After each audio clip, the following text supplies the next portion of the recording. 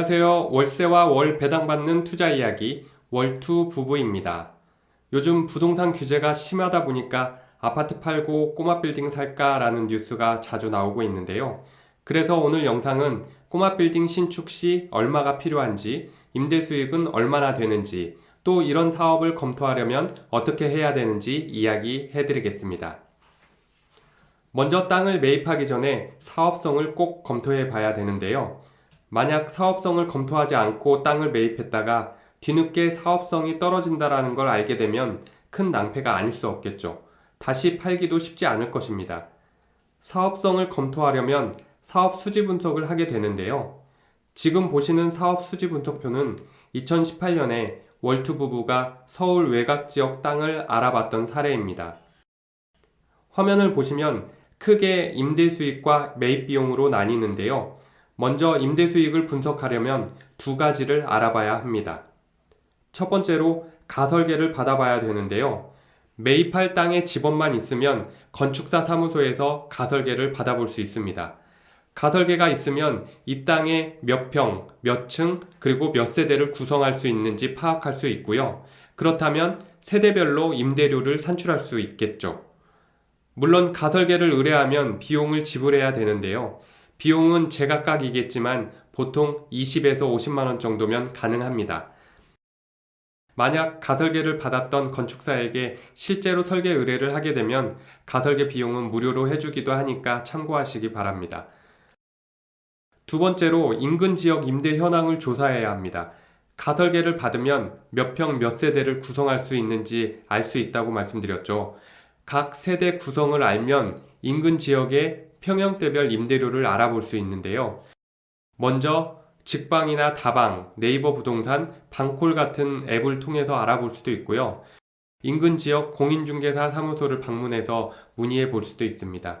인터넷으로만 알아볼 경우에 실제와 다를 수도 있기 때문에 발품을 팔아서 인근 지역을 돌아다녀 보는 게 제일 좋은 방법입니다. 이렇게 알아본 정보를 정리하면 화면에 보시는 것처럼 임대 현황 조사표가 됩니다. 내가 지을 꼬마 빌딩이 어느 수준인지 판단해서 예상 임대료를 산출해 볼 수 있는 거죠. 이렇게 가설계와 임대 현황을 조사하면 임대 수익을 산출할 수 있습니다. 화면에 보시면 1층은 상가 1세대, 2층에서 3층은 원룸 8세대, 4층에서 5층은 복층 투룸 2세대, 이렇게 총 11세대가 가설계를 통해서 알 수 있었고요. 인근 지역 임대 현황을 조사해 본 결과 1층 상가는 1000에 70만원, 원룸은 1000에 50만원, 복층 투룸은 2000에 70만원 정도로 임대료를 예상해 볼 수 있었습니다. 11세대의 총 보증금은 1억 3천만원이고 매월 월세 수입은 610만원, 연간 임대 수익은 7,320만원 수준으로 예상할 수 있었습니다. 그럼 이번엔 매입 비용을 살펴볼까요? 토지 매입비가 7억 4천만원, 취득세, 중개수수료, 법무수수료 모두 합하면 토지비 소개가 7억 6,294만원이 되네요. 다음은 직접 공사비를 알아봐야 되는데요. 땅을 매입하기 전이라 시공사 선정은 당연히 안 되어 있겠죠. 보통 평당 공사비 얼마예요? 라고 말을 하는데 평당 가격을 얘기하기가 쉽진 않습니다. 왜냐하면 어떤 금액을 넣느냐 빼느냐에 따라 평당 가격이 크게 달라지거든요. 그래도 시공사 몇 군데 연락해서 연면적 규모를 제시하고 최근 공사비를 문의해보면 대략 공사비를 알 수 있습니다. 2018년 당시엔 연면적 105평에 평당 550만원으로 산출을 했었네요. 철거비는 건축 공사비에 포함될 수도 있고 건축주가 별도로 지불하는 경우도 있으니까 시공사와 협의할 때 꼭 확인이 필요합니다. 인입비는 현장 상황이나 세대수에 따라서 납부할 금액이 차이가 나고요. 보통은 건축주가 별도로 내는 방식으로 계약을 많이 합니다. 이렇게 직접 공사비를 모두 합하니까 6억 250만원으로 산출이 되었네요. 용역비는 설계 감리비와 인허가 비용인데요. 이 비용도 제각각이어서 잘 알아보셔야 합니다.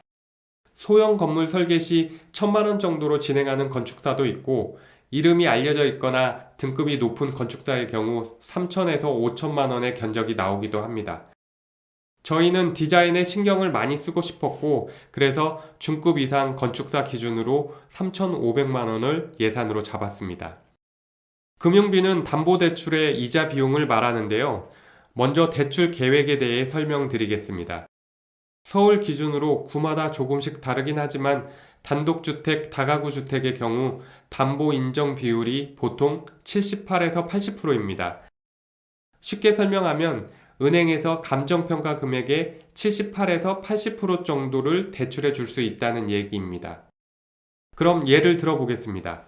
매매가가 7억 4천이고 단독주택의 예상 감정가가 6억 5천으로 산출됐다고 가정해 봤습니다. 담보 인정가액은 감정가액 6억 5천에서 80%인 5억 2천이 되는 것이고요. 여기에서 단독주택에 방이 3개가 있다면 방 공제를 하게 됩니다. 서울 지역은 방 1개당 최우선 변제금이 3,700만 원입니다. 그래서 방 3개 곱하기 3,700만 원 하면 1억 1,100만 원이 공제되는 겁니다. 담보 인정 가액 5억 2천에서 1억 1,100만 원을 빼면 결론적으로 최대 대출 가능 금액이 4억 900만 원이 나옵니다. 그런데 2021년 1월 현재 기준으로 투기 지역과 투기 과열 지구에서는 15억 초과 주거용 부동산은 대출이 전혀 안 나옵니다. 그래서 개인별 지역별 상황에 따라 다르니까 꼭 금융기관에 꼼꼼히 확인해 보셔야 하고요. 그럼 다시 표를 보시면 최대 대출 가능 금액이 4억 900만 원이니까 저희는 4억 대출을 예상했습니다. 연이율 3.8%일 경우 연간 1,520만 원의 대출 이자가 매입 비용에 잡히게 되었네요. 마지막으로 공사가 마무리되고 사용 승인을 받으면 보존 등기를 해야 되는데요. 보존 등기비는 대략 건축 공사비의 3.16%, 1,800만 원 정도로 잡았습니다. 매입 비용 합계를 보니까 14억 3,364만 원이 되었네요. 이 건물을 지었을 때 들어가는 총 사업비가 14억 3,364만 원이라고 생각하시면 됩니다. 매입 비용 합계에서 대출 금액 4억을 빼고 보증금 1억 3천만 원을 빼면 9억 364만 원의 실투자금이 투입된다는 걸 예상할 수 있겠죠. 이 금액을 투자해서 이자 빼고 연간 5,800만 원의 임대 수익을 거두니까 연수익률이 6.42%가 나왔습니다.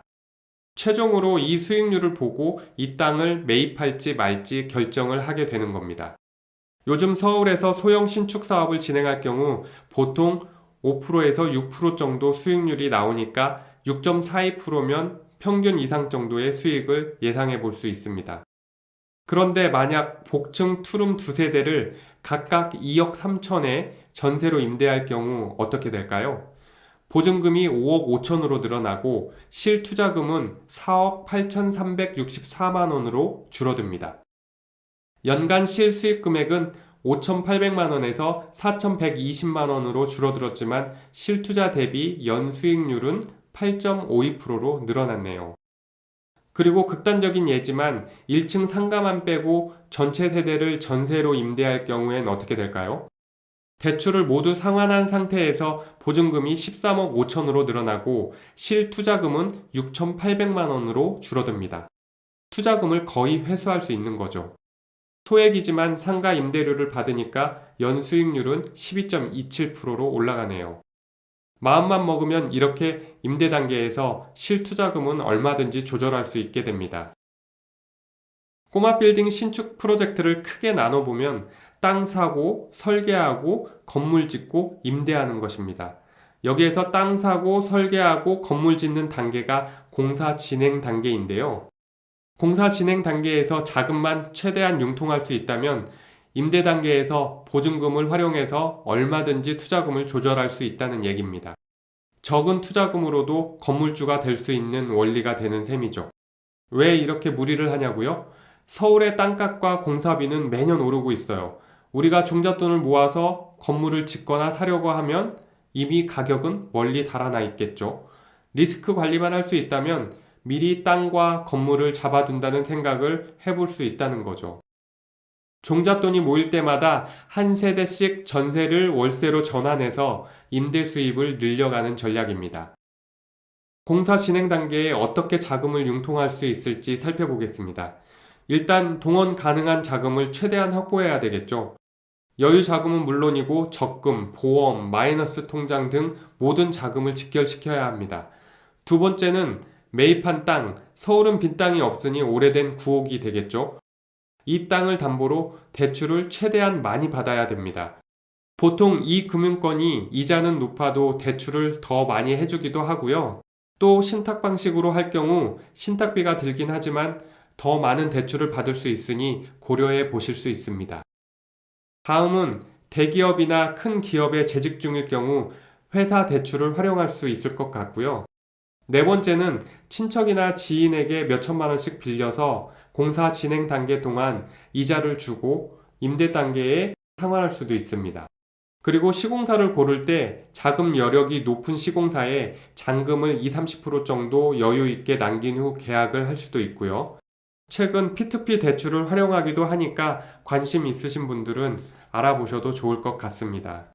공사 진행 단계 중에는 최대한 자금을 융통하고 임대 단계에서 보증금을 활용해가지고 실투자금을 충분히 조절할 수 있다는 게 핵심입니다.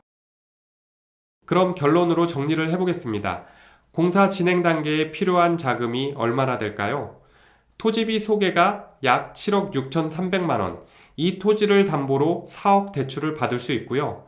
직접 공사비 소개는 약 6억 300만 원인데요. 공사비 잔금을 20% 남길 경우 1억 2천만 원은 임대 후 지불하면 됩니다. 용역비도 20% 잔금 700만 원을 임대 후 지불할 수 있고요. 금융비는 매월 이자를 납부하면 되고 기타 비용에서 보존 등기비 1,800만 원도 사용 승인 후 납부하기 때문에 이 비용도 임대 후 납부할 수 있습니다.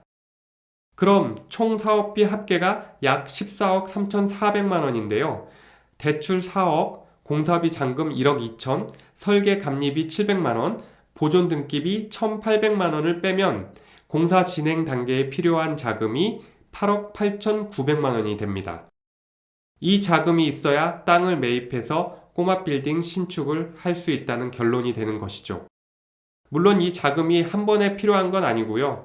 단계별로 지불하게 되니까 현금 흐름 일정에 따라 자금을 융통하시면 됩니다. 임대 단계 실투자금도 살펴보겠는데요.